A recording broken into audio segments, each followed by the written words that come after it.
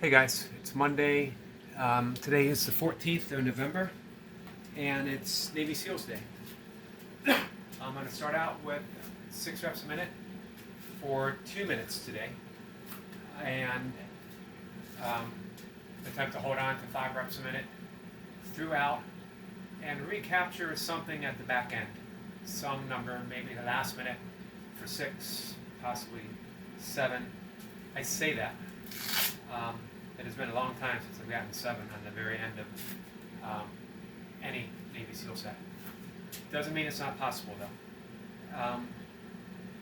So we'll see how I feel when I get there.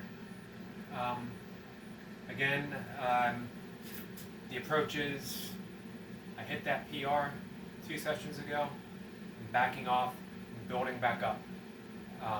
That's the plan. I want to keep reinforcing that ground floor, knowing that I can get 100 reps even on a bad day, and then just keep building from there so that the average on a whole is higher. That's the plan. And as you all know, plans are subject to change as we go along.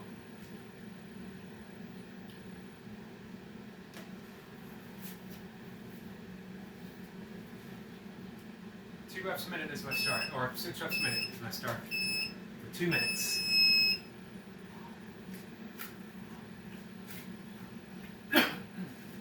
My lower back is still not 100% after something jarred it, caused it to fall out of adjustment, whatever, on Friday during a run, and it's been out of whack ever since. Slowly getting better, slowly getting a little less stiff.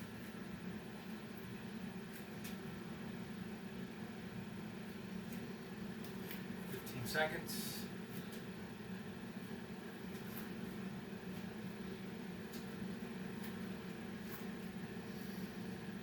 It's all about the business. It's all about the work.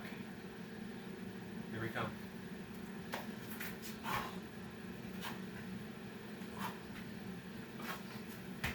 1.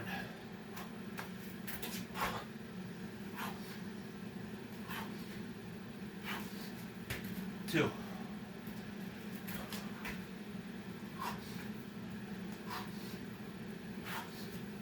3.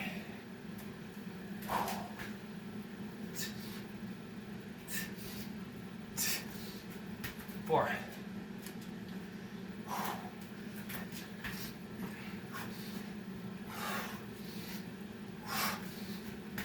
5.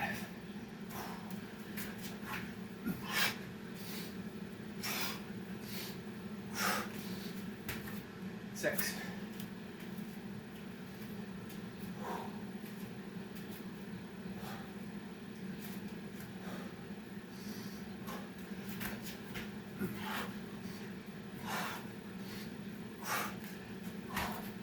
1.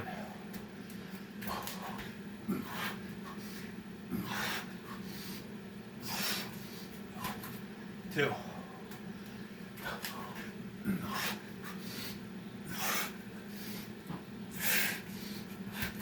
3.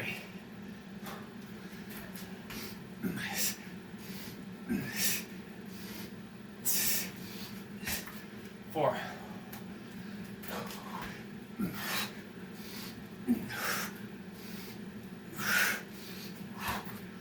5.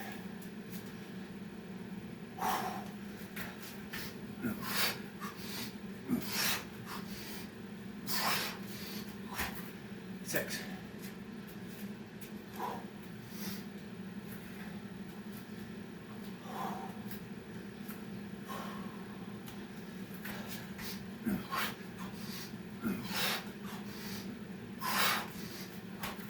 1.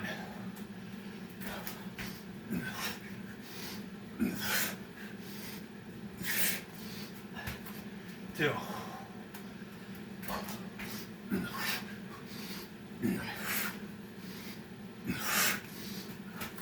3. 4.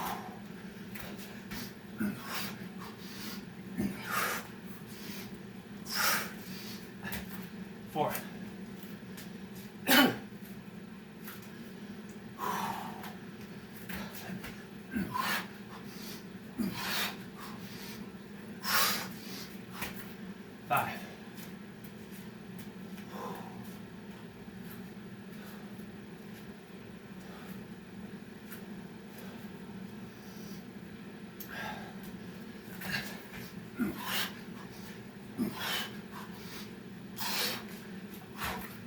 1.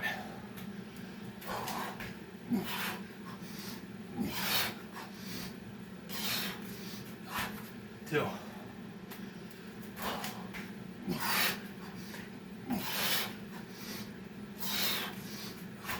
3.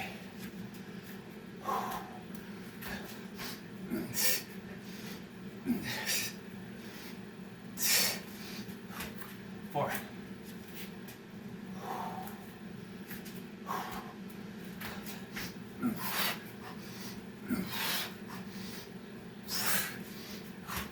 5.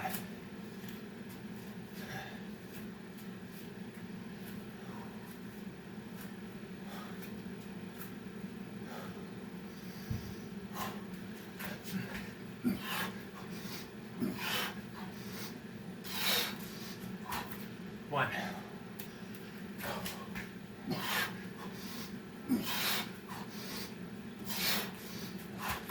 2.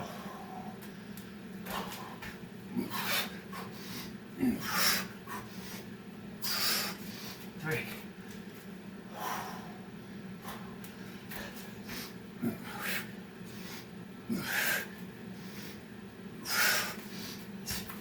4.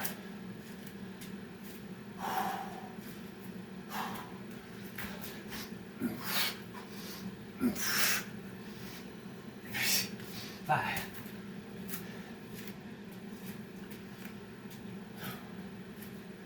First block done.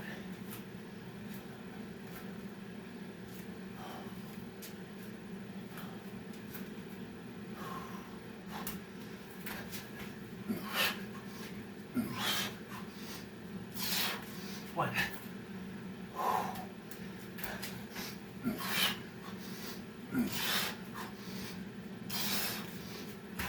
2.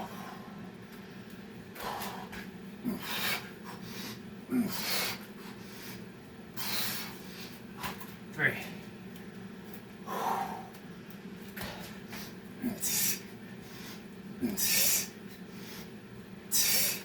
4.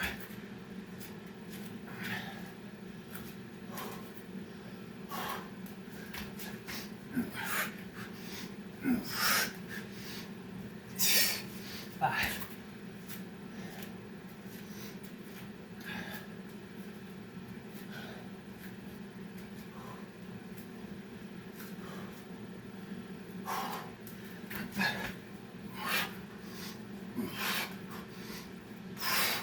1.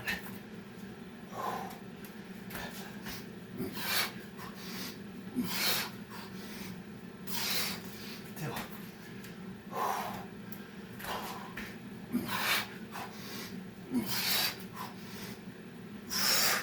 3.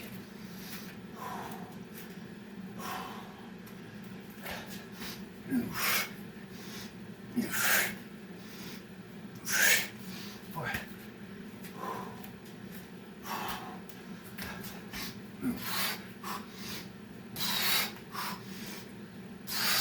5.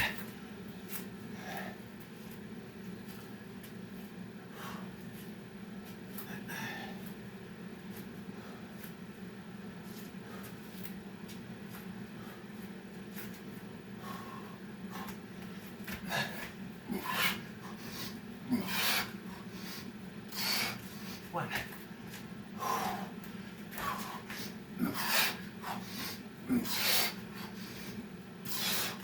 2.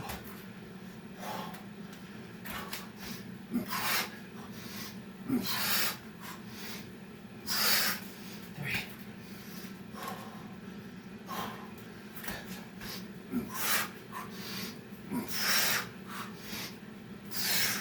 4.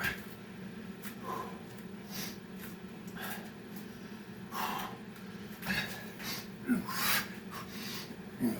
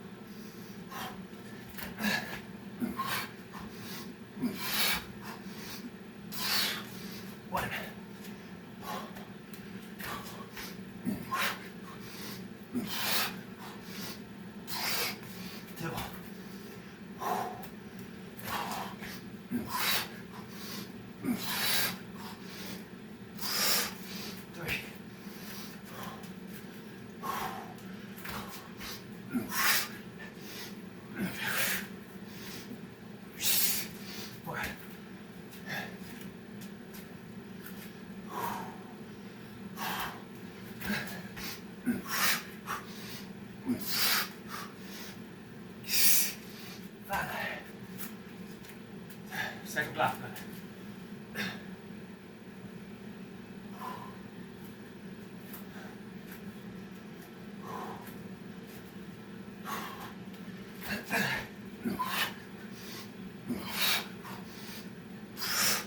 One.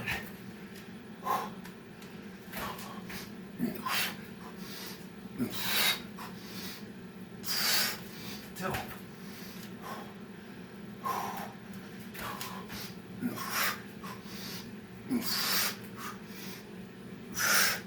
Three.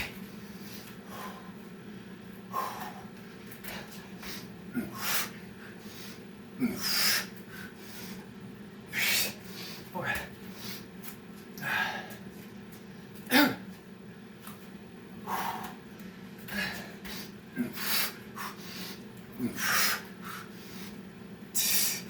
Five.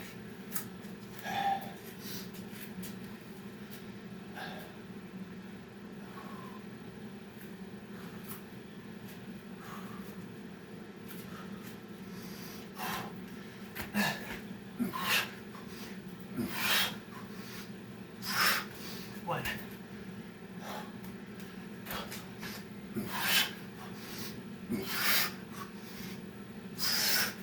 Two.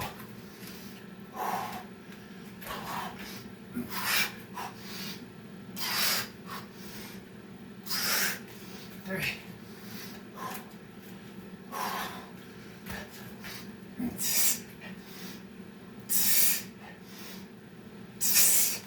Four.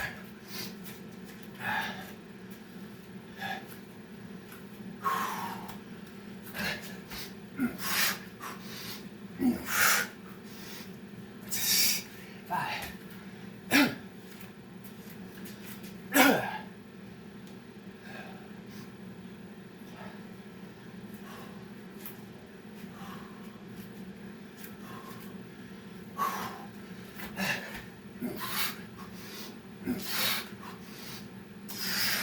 One.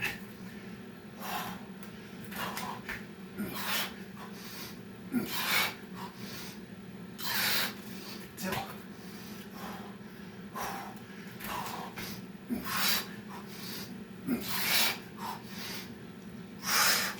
Three.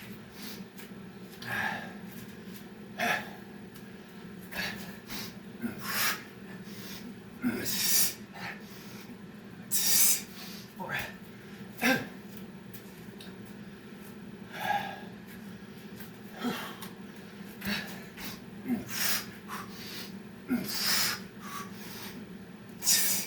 Five.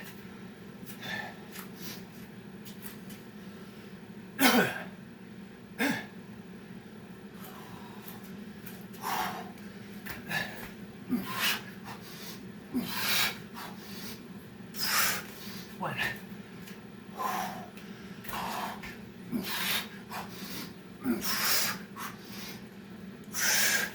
Two.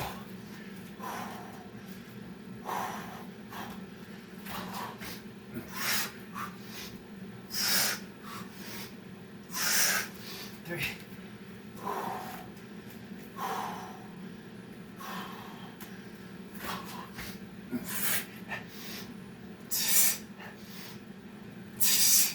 Four.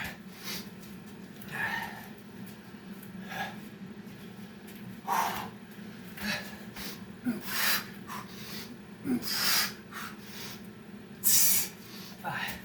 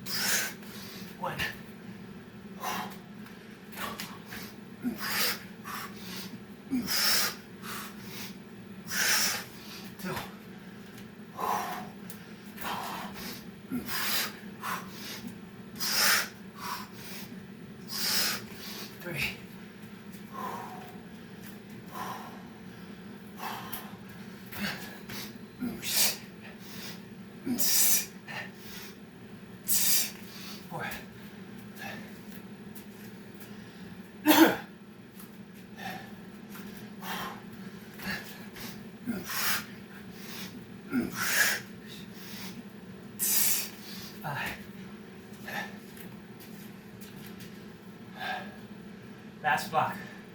Coming up.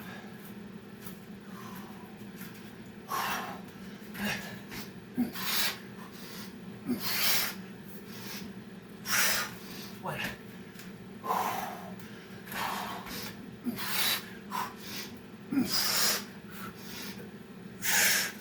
Two.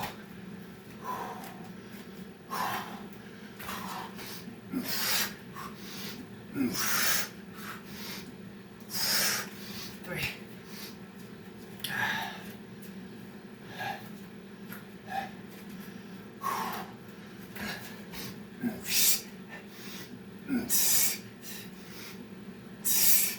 Four.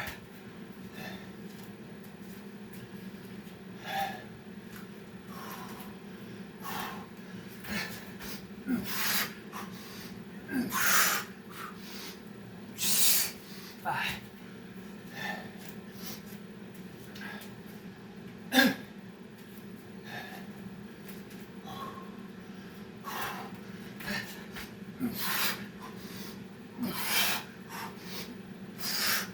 One.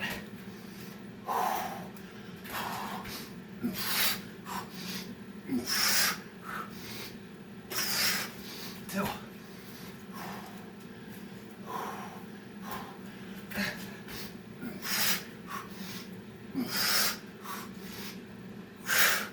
Three.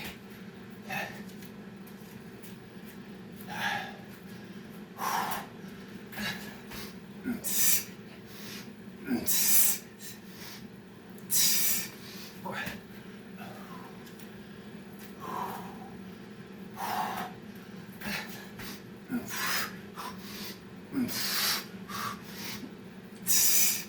Five.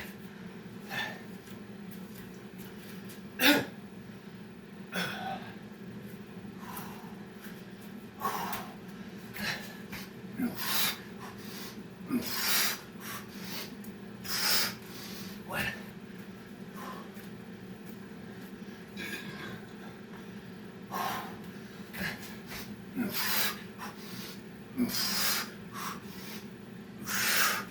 Two.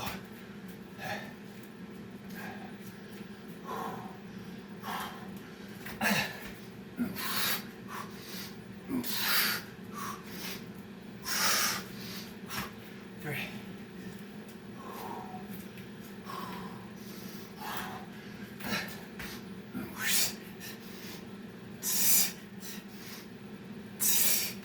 Four.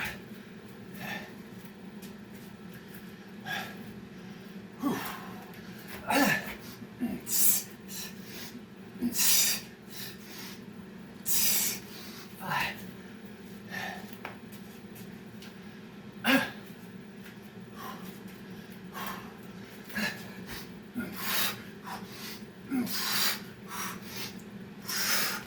One.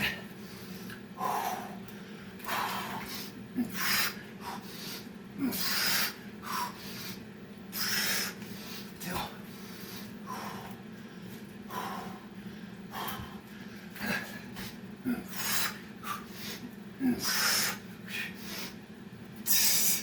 Three.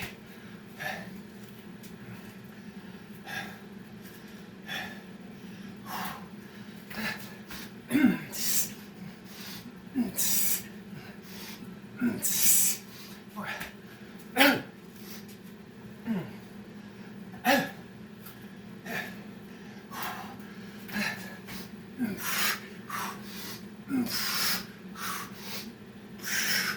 Five.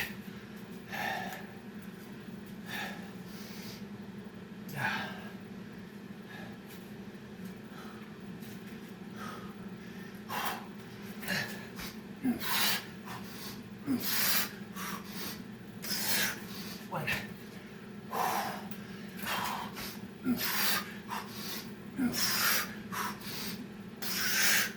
Two.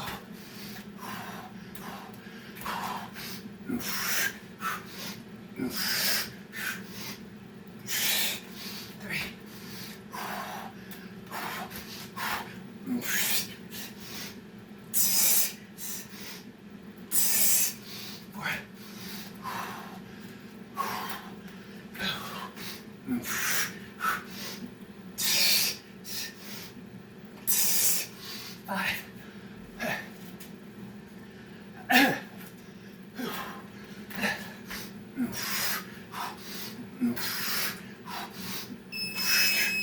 6.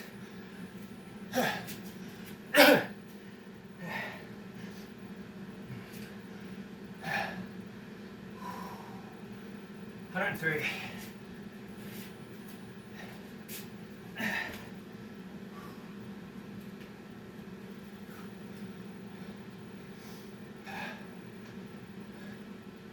You know what? PRs are really nice, but I shouldn't say but. But seems like it negates what came before. So let me say, PRs are really, really nice. Love when they happen. And there's something uniquely special, satisfying, fulfilling when you stick to a well-executed plan of action and just follow it through. And you know it. You know every rep that you want to do. You may not know them exactly how you want to, but you know them according to the plan that you had laid out. And that was today. 103 reps. The important thing was starting with 6, holding on throughout. My first 5 minutes, I had a little doubt about holding on to those 5 reps a minute. My balance felt a little bit off. There was a little bit of accumulation of fluid in the back of my throat that I was unable to swallow or eliminate. However, again, what makes it so satisfying is working through those issues, staying patient, not giving in to any voice of panic that might say something like, well, get your reps now while you still can. Speed up, slow down. What I wanted to do was be strong and explosive with my 5 reps a minute for however long I could do the reps in that fashion. And that turned out to be about 16 minutes. Or actually 14 minutes through, but taking me all the way up to about 16 minutes when my reps really started to slow down. I didn't have the rest period at the end that I had before. However, I was throughout the session, I had 15 to 20 second rest period at the end. And that was extremely helpful for going into the next minute. Today is 3-3-2-1 on my pull-ups. And let me mark this down real quick, guys.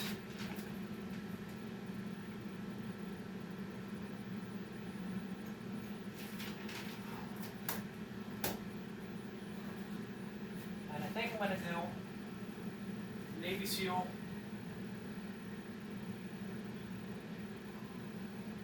I've been doing double and triple Navy SEALs. And I still might throw in towards the end. But what I'd like to do is 7 reps, straight Navy SEALs, and being strong and explosive with them.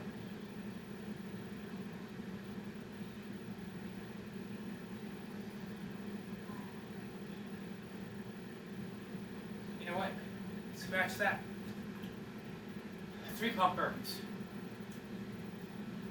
Strong and explosive with them. 7 reps. What I'm trying to do is take it up 1 notch from what my top speed's at, which is 6 reps a minute.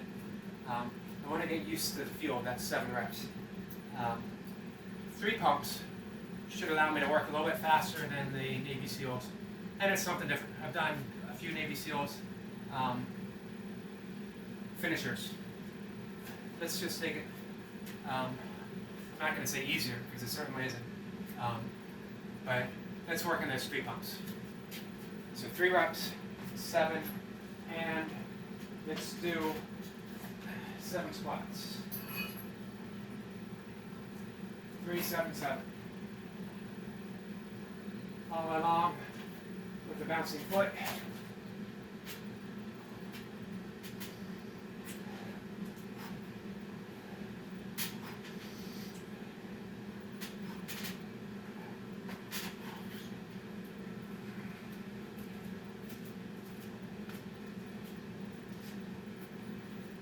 Let's skip those for right now. 3 pumps.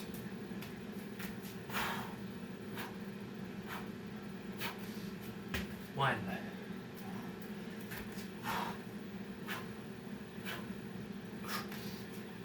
2.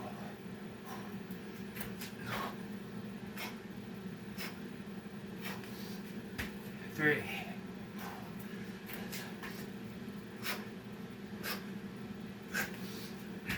4.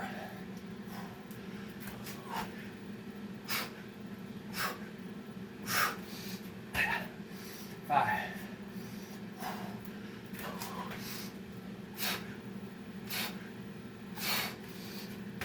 6.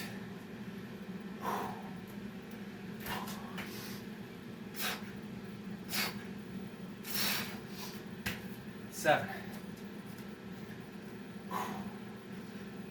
1, 2, 3, 4, 5, 6, 7.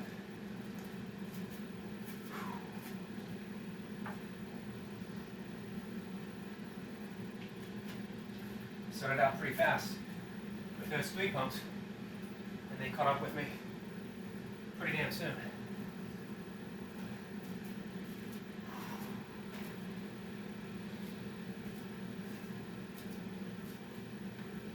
Taking my time. Generally speaking, after my 20-minute set, I don't feel any need to push the speed on my finisher, unless the finisher itself calls for speed. You know, if I'm doing a challenge that somebody puts out there and it says go right in, that's different. But left to my own device, after moving fairly quickly for 20 minutes, I think of this as more of a strength technique session and just a little bit of cardio following through. Nothing major. 3 more reps.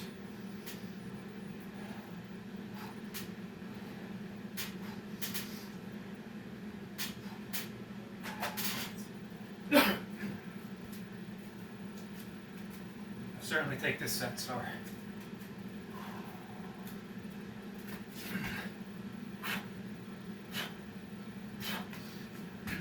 1.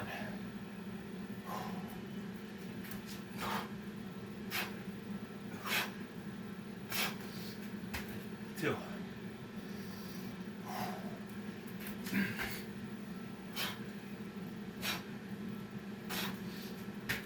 3.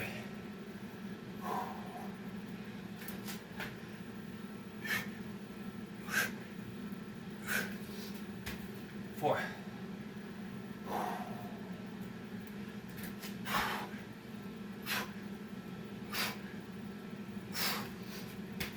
5.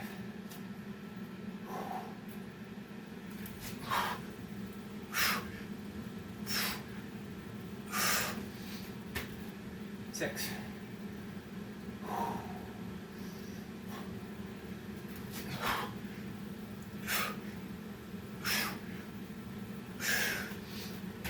7. 1, 2, 3, 4, 5, 6, 7.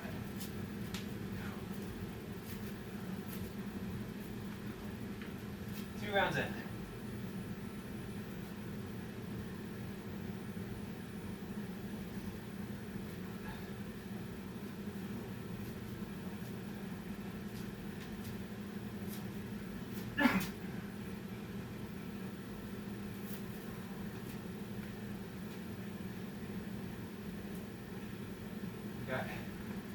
pull-ups.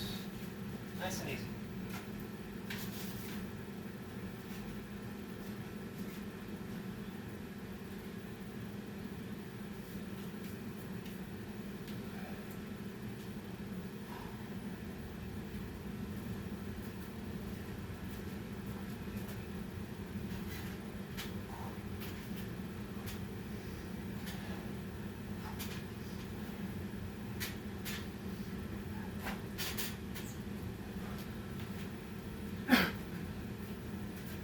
Seven more 3 pumps.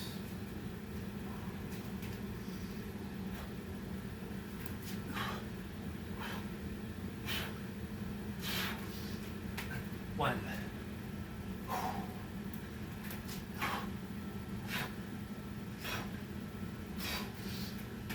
Two.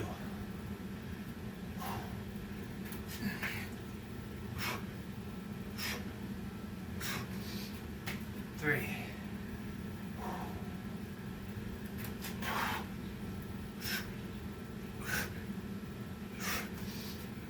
4.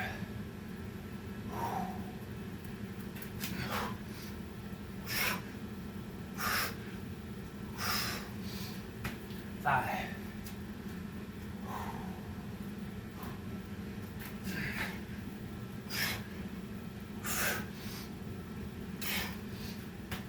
6.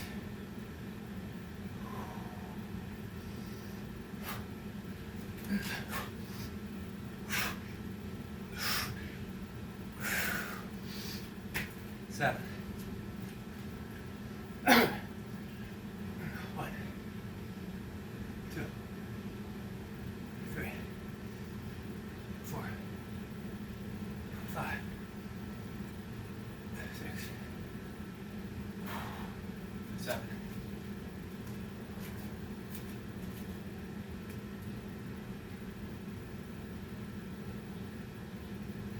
Three pumps were a nice call, but a tough call.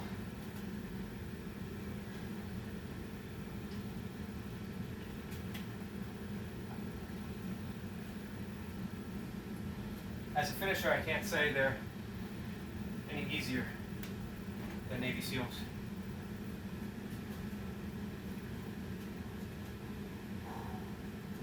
One rep. 7 more. 7 squats. Hardly seems fair. 1 pull-up. That's the way the plan works, so. Doesn't have to be fair. It just has to be effective.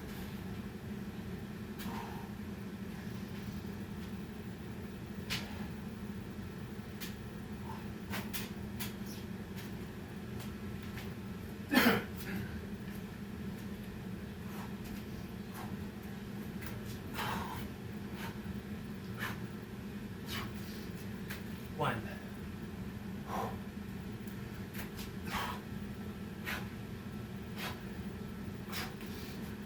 2.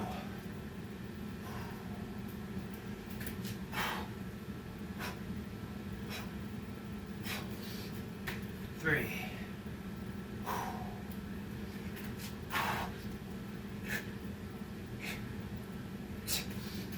4.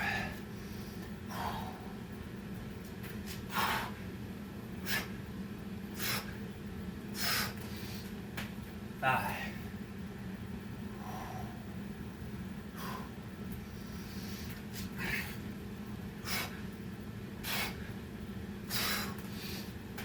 6.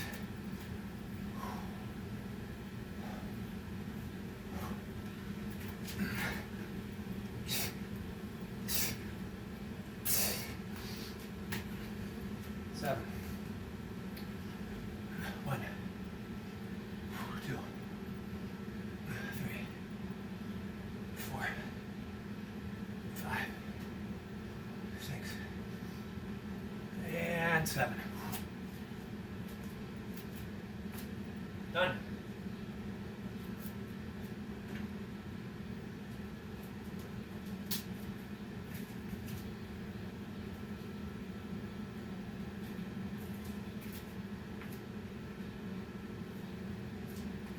It was a good session. 103 SEALs, which is never a small thing. Several burpee practitioners greater than myself, which is pretty much everyone that I watch, have mentioned 100 reps of Navy SEALs, no matter what, is an accomplishment. And I agree 100%, which is why to establish that as a baseline for still on the game Tony to establish 130 as a baseline. Let's say 125 up as a baseline. On a bad day, he's going to get 125 and up. It's pretty incredible. So I don't take 100 reps lightly. That's why it is the baseline number in my plan. So I want to briefly just talk a little bit about something Brad Clarksville Barbell brought up on his live session doing snatches and clean and jerks. Two movements I absolutely love to watch because of the grace and the skill and the raw power that they express. A snatch is just a raw power expression of power. Incredible. I watch a lot of powerlifting on YouTube. Not the events themselves, but individual lifters throughout different weight classes. And what I watch mainly squats and deadlifts. So the bench is fun to watch too, but a well-performed squat is a thing of beauty, and the grit and determination of a deadlift is just awe-inspiring. Especially someone who this has really perfected that squat movement. They get depth. They're not really wide stance. Nothing the matter with a wide stance. I'm just talking about what I find aesthetically pleasing when I watch. And that's usually, for me, I like the high bar and a deep shoulder width stance and just going down nice and slow, getting in that hole and exploding up. That comes actually from my own training in Olympic lifting decades ago. And that's the way everyone squatted. That's the way, as a kid, just starting out, being 12, 13 years old, I had the good fortune of training with some older Olympic lifters who showed me how to squat, sort of ridiculed me for my leg extension and leg curl leg movements that I was doing at the time on the old Nautilus machines. And I trained with a Mr. Maryland, two Mr. Marylands actually, who taught me about bodybuilding, proper way to lift, kept instilling the need for proper form, the mind-muscle connection. I was really fortunate as a kid. My father went into a gym with me. My father didn't really lift some light dumbbells. He did those later in life, but he did some calisthenics just to stay in shape. He did a lot of walking, a lot of yard work, gardening, and he would spot for me when I was benching in the basement.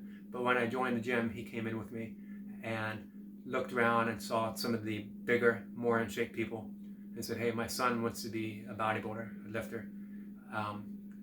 Could you keep an eye on him? Maybe give him some tips." And it turned out that they were both former Mr. Maryland competitors, AAU, back in the day.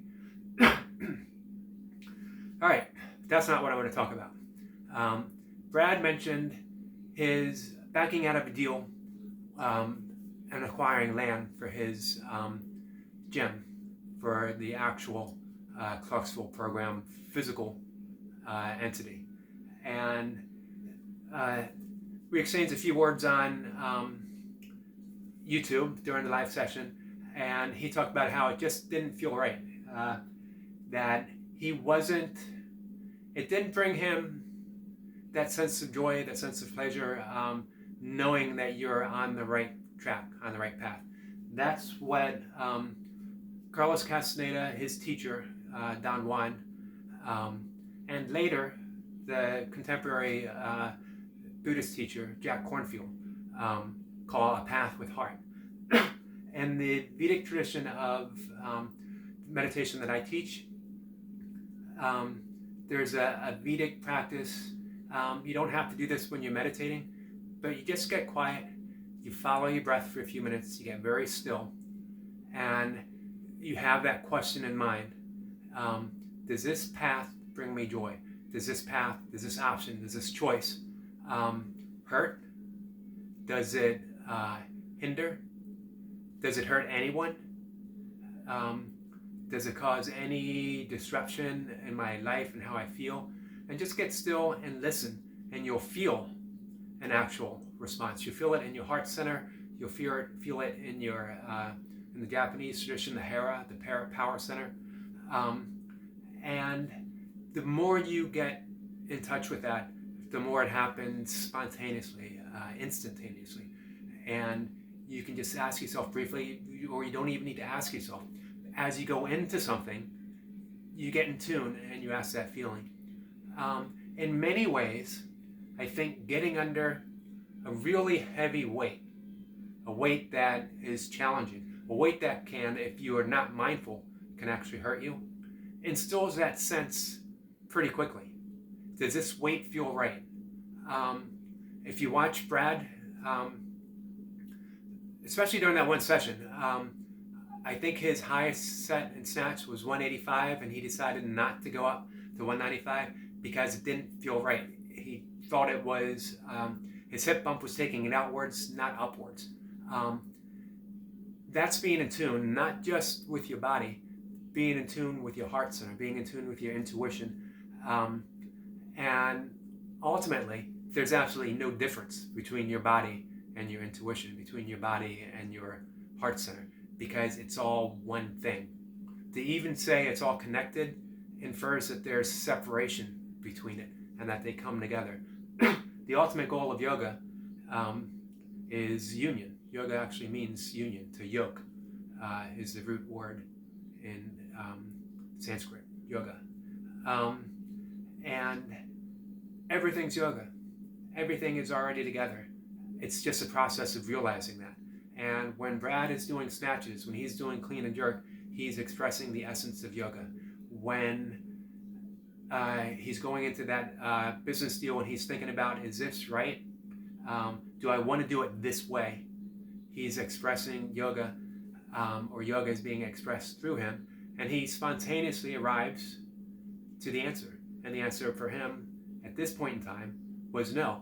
And the thing is, he walks away happy because there's no doubt this wasn't right, and that was it. That, and again, I think you can get that way. There's many, many paths.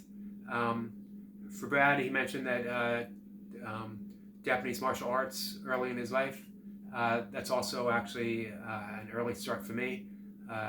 As a real young kid, Shotokan karate, and then Taekwondo.